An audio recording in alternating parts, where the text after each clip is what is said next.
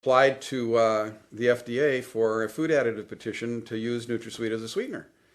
So I called the FDA and I said, this doesn't make any sense. Dr. Olney was asked by G.D. Searle to conduct a study because there were some concerns. And it's interesting to note that these concerns came up before a lot of the major testing into the toxicity of aspartame became apparent. But my thinking as an FDA investigator is that G.D. Searle already knew that going into this. Ultimately, FDA, using its good offices, interestingly enough, a major person there, created a meeting between me,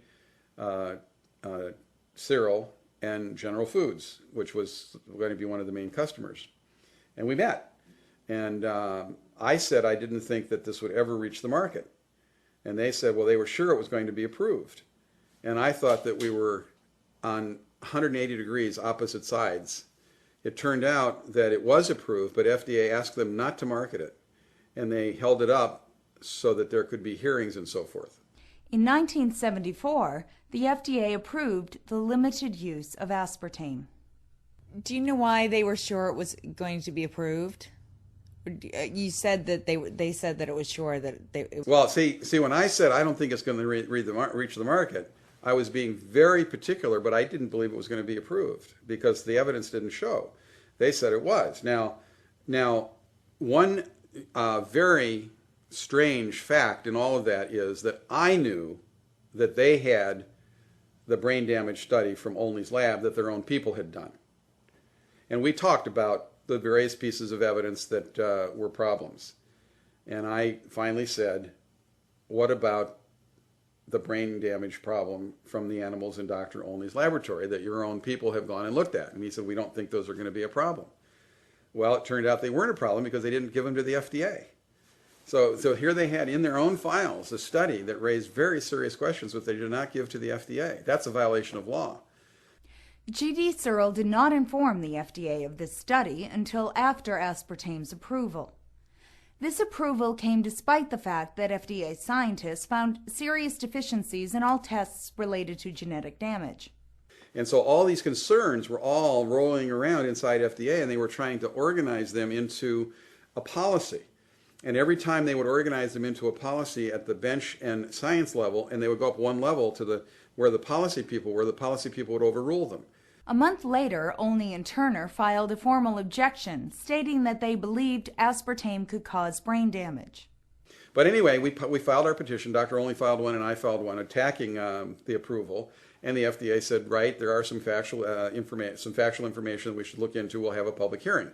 Only because some of the investigators working for the Food and Drug Administration, looking at this data, knew that the data did not contain adequate safety information about aspartame. In 1975, due to serious questions over the quality and validity of G.D. Searle's testing of aspartame and other pharmaceuticals, the FDA formed a special task force to examine 11 of the pivotal studies on aspartame. Pivotal studies are those upon which the FDA bases approval or disapproval. Of the 113 studies done on aspartame submitted to the FDA by Searle, 90 were conducted in the early to mid-1970s. Every test the FDA called pivotal was part of this 90. In March of 1976, the FDA completed their 500-page report after finishing their investigation. The report by the FDA team that inspected it is the most devastating report about research that has probably ever been written about a specific company. And that led to a series of hearings in Congress and came up with a $12 million appropriation to FDA to enforce good laboratory practices. But what happened is there's a policy resolution, but NutraSweet and Cyril got bypassed in the sense that they took this all over here and said, look at this terrible thing that's going on. And there were a couple others that were going on at the same time. We've got to do something, and they did something. What they did was going forward, you have to meet these requirements. They didn't do anything about going backwards and saying, look, the stuff you came through here is killing people. Now, the reason they didn't do that at the time, because it happened in 75 and 76, is that it was the assumption of everyone in the process that the FDA was going to handle it. So FDA, one of the things FDA did that was so striking and remarkable is that they, knowing that they had this terrible situation on their hands, hired a group of pathologists. It's a pathology research group. FDA hired them to review the cereal studies, but had cereal pay for it. So the result was, here's a company which makes its money by being hired and paid for to do studies.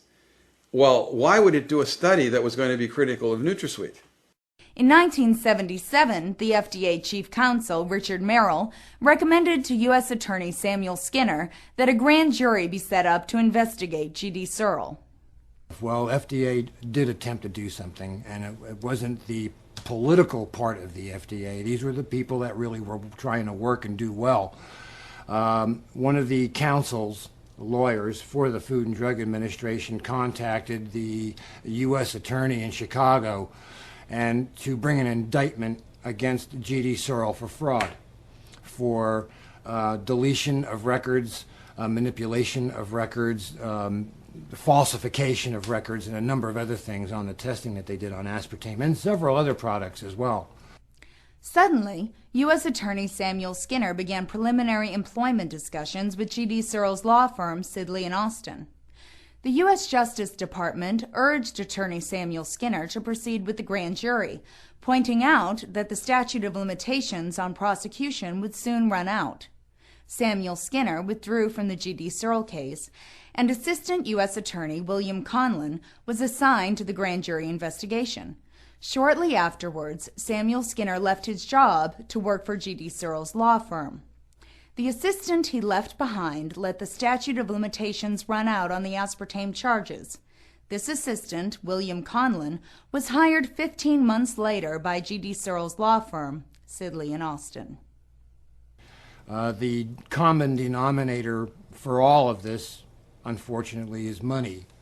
And the amount of money that was flashed around induced people to drop the lawsuit against G.D. Searle and come work for the very firm that they were going to try for illegal activity. And that's what happened with the U.S. Attorney. That's what happened with several people working for the Food and Drug Administration at that time. If they passed aspartame, literally, they were promised great jobs when they finished with FDA. And it was interesting, the main guy that made the decisions that overruled them in the Bureau of Foods went on to work for the Soft Drink Association. And actually 7 of the key people that made decisions that kept NutraSweet moving through the process ended up working for one or another NutraSweet using industry. That's kind of an interesting side effect to the whole thing.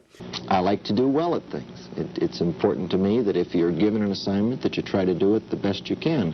I'm afraid that some people confuse that with some sort of single-mindedness on my part. Donald Rumsfeld went into the company after he left Washington, after Ford lost, and that would be in 1977. Is in business, and he was the congressman from there. And then he went to the White House, where he was White House Chief of Staff, and then he became the Secretary of Defense. And he's involved in a whole group of people around Chicago that are, they're involved in a whole range of things, national security being one of them. He was also part of the RAND Corporation, one of the major defense think tanks. He's a very bright guy, like in the best and the brightest, you know, the kind of people that brought us Vietnam. These are people who believe that thinking is the primary way that you get through life. Having values, feelings, and so forth, they denigrate. So he took over this company, and it was going down the tubes completely. It had FDA investigations. It had grand jury investigations. It was losing money. Its stock was down. A person was hired to come in and explain why the FDA was so down on them, and went through all of their records and said, you guys haven't got a chance. This company is a mess, a total mess.